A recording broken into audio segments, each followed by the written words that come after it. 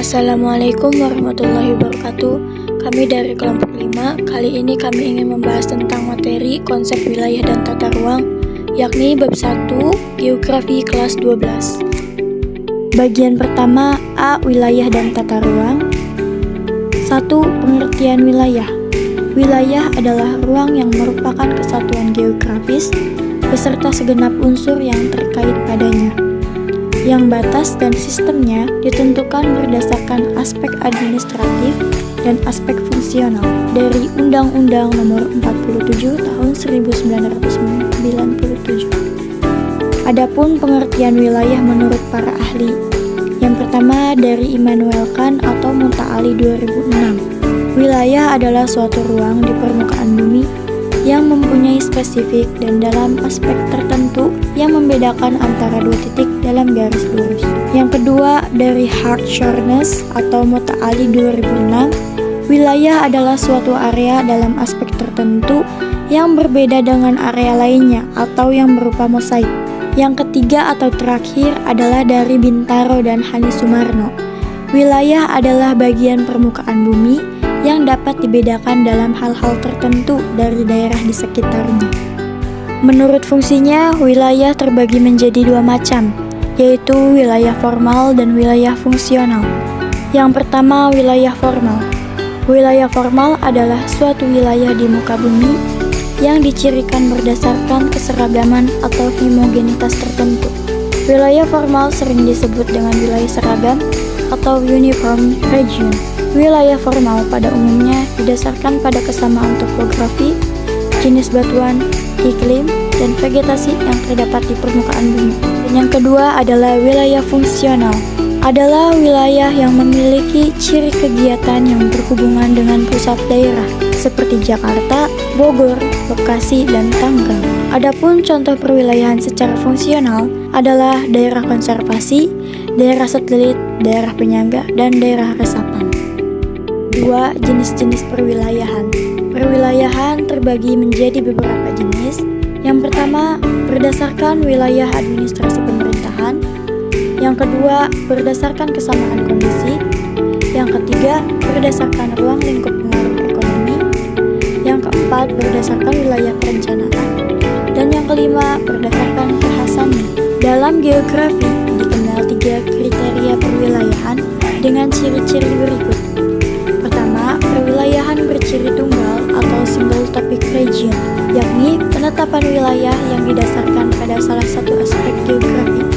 Yang kedua, perwilayahan berciri majemuk atau multi-topic region, yakni penetapan wilayah didasarkan pada beberapa faktor geografi. Dan yang ketiga, perwilayahan berciri keseluruhan atau multi-topic region, yakni penetapan wilayah yang didasarkan pada banyak faktor, baik faktor lingkungan manusia maupun biotik.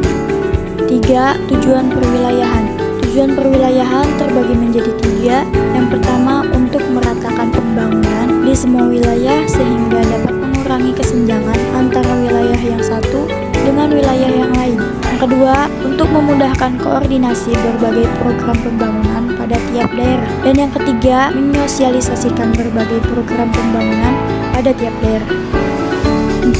Prinsip-prinsip perwilayahan. Yang pertama ada generalisasi wilayah, merupakan proses pembagian permukaan bumi tertentu menjadi beberapa bagian. Yang kedua ada klasifikasi wilayah. Klasifikasi wilayah terbagi menjadi 5. Yang pertama ada core region, yaitu inti wilayah yang berupa daerah metropolitan yang terdiri dari 2 atau lebih kota-kota yang berkelompok. Yang kedua ada development access atau poros pembangunan, yaitu daerah yang menghubungkan 2 atau lebih core region. Yang ketiga ada resource frontier region, yaitu suatu wilayah yang baru mulai berkembang dan nantinya akan menjadi daerah yang produktif. Yang keempat ada depressive region atau daerah tertekan, yaitu suatu daerah yang mengalami perubahan ekonomi dan daerahnya sulit berkembang. Dan yang kelima atau terakhir ada special problem region, yaitu daerah yang terletak di lokasi yang khusus dengan karakteristik tertentu. 5. Pengertian tata ruang. Menurut Undang-Undang Nomor 24 Tahun 1992, tata ruang adalah wujud struktural dan pola pemanfaatan ruang, baik yang direncanakan maupun yang tidak direncanakan. Sementara itu, penataan ruang adalah proses perencanaan tata ruang, pemanfaatan ruang, dan pengendalian pemanfaatan ruang. Dan tata ruang wilayah adalah suatu proses yang melibatkan banyak pihak dengan tujuan agar penggunaan ruang itu memberikan kemakmuran yang sebesar-besarnya kepada masyarakat dan terjaminnya kehidupan yang berkesinambungan. B. Pembangunan dan pertumbuhan wilayah. 1. Pembangunan wilayah. Perencanaan pembangunan wilayah adalah suatu pemanfaatan ruang wilayah dengan cara mengoptimalkan aktivitas serta fungsi wilayah tersebut untuk melakukan suatu pembangunan potensi wilayah tersebut. Perencanaan tersebut dapat dilihat dari aktivitas sumber daya manusia atau SDM dan ketersediaan sumber daya alam atau SDA.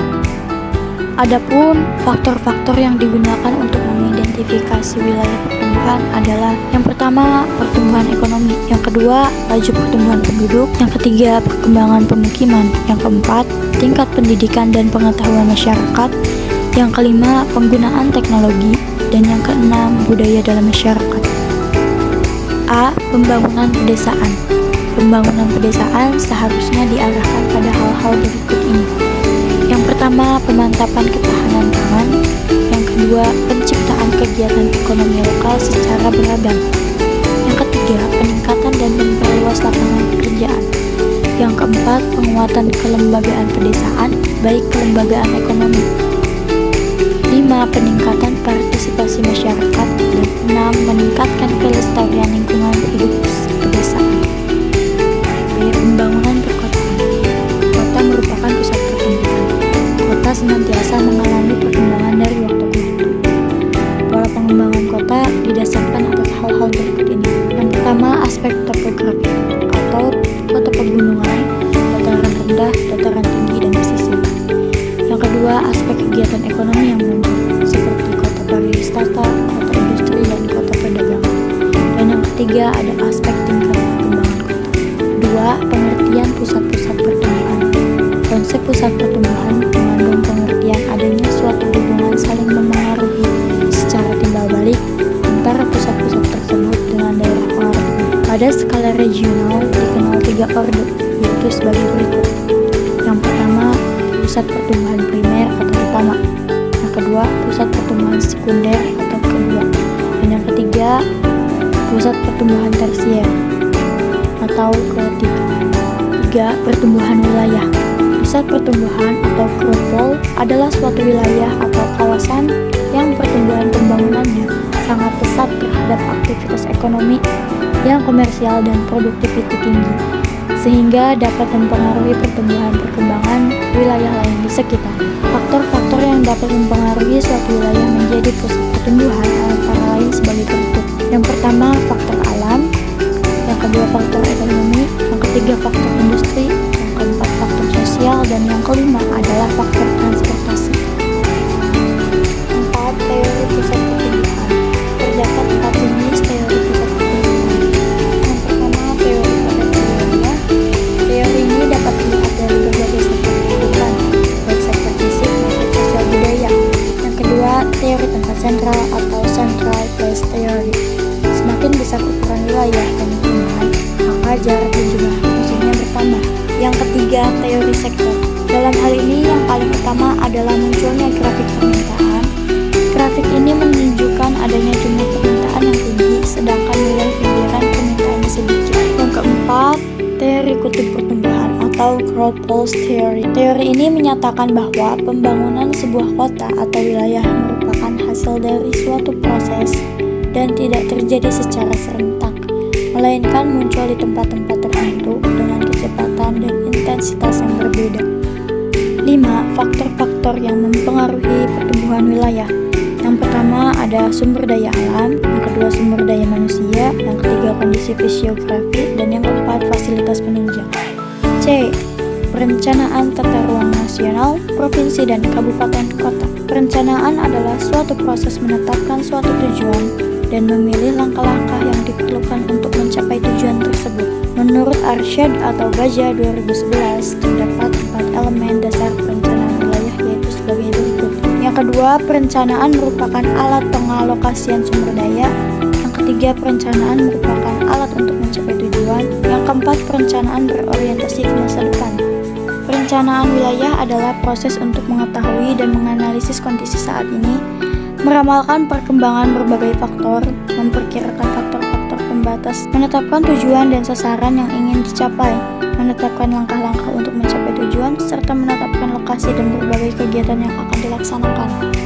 Tujuan perencanaan wilayah adalah menciptakan kehidupan efisien, nyaman, dan lestari.